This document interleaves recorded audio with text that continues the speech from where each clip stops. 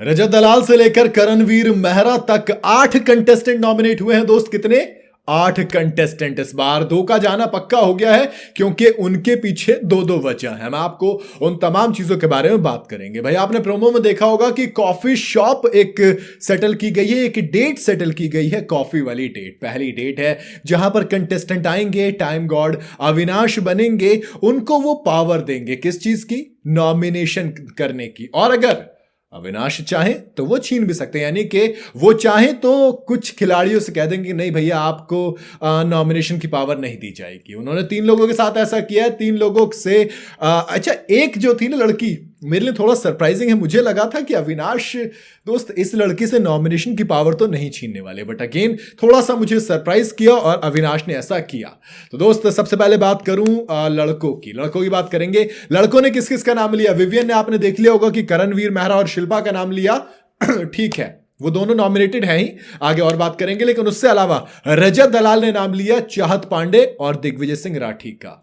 चाहत पांडे ने रजत दलाल के खिलाफ हो गई थोड़ी सी, तो उनको नॉमिनेट कर दिया। दिग्विजय और रजत का चल ही रहा है तो उनको नॉमिनेट कर दिया। करणवीर मेहरा को भी मौका दिया गया, तो करणवीर मेहरा ने रजत दलाल और यामिनी का नाम लिया नॉमिनेशन के अंदर। तो यामिनी एक कहीं ना कहीं थोड़ी सी वीक कंटेस्टेंट नजर आएंगी। इसके अलावा जो 3 लोग जिनसे जो नॉमिनेशन थी उसकी पावर छीन ली गई, वो चाहत पांडे थे। जी हां, अविनाश ने चाहत को मौका नहीं दिया।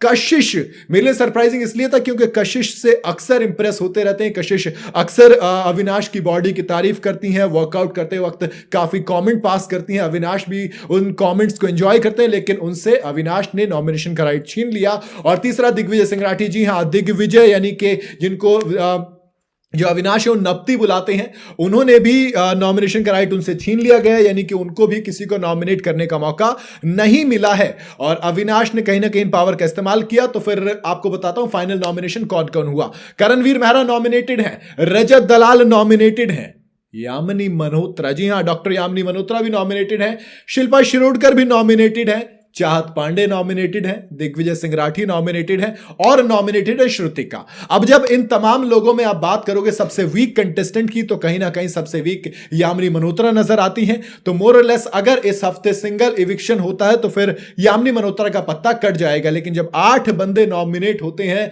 और घर में जब 2-3 हफ्ते बिना नॉमिनेशन वाले गुजरे होते हैं, अभी तो बग्गा जी चले गए कल रात, लेकिन अगर कहानी आगे जाती है आखिर तक और फिर नॉमिनेशन की बारी आती है, तो फिर कहीं ना कहीं जो दूसरा नाम होगा इसमें नॉमिनेशन का, वो शिल्पा शिरोडकर और श्रुतिका अर्जुन, इन दोनों में से कोई एक हो सकता है। क्योंकि अभी ना तो चाहत जाने वाली, करणवीर मेहरा, रजत दलाल, दोनों में से मुझे सिर्फ इतना देखना होगा सबसे ज्यादा वोट किसको मिलेंगे, यानी कि नंबर 1 पर कौन रहने वाला है। तो उसमें करणवीर मेहरा या रजत दलाल दोनों में से कोई एक रहेगा।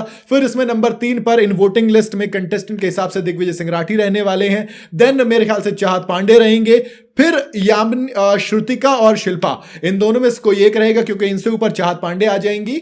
तो कहीं ना कहीं आखिर के जो बॉटम 3 रहेंगे उसमें सबसे नीचे यामिनी रहेंगी, जिनका मुझे कंफर्म इविक्शन लग रहा है। लेकिन फिर जो बचेंगे श्रुतिका और शिल्पा, इन दोनों में से कोई एक कहानी में फंसेगा। आपको क्या लगता है कौन होगा सबसे नीचे? आप अपनी राय मुझे कमेंट में जरूर बताइएगा। वीडियो अगर आपको पसंद आई हो तो इसे लाइक और शेयर जरूर करें और जाते जाते चैनल को फॉलो और सब्सक्राइब जरूर करते जाइएगा।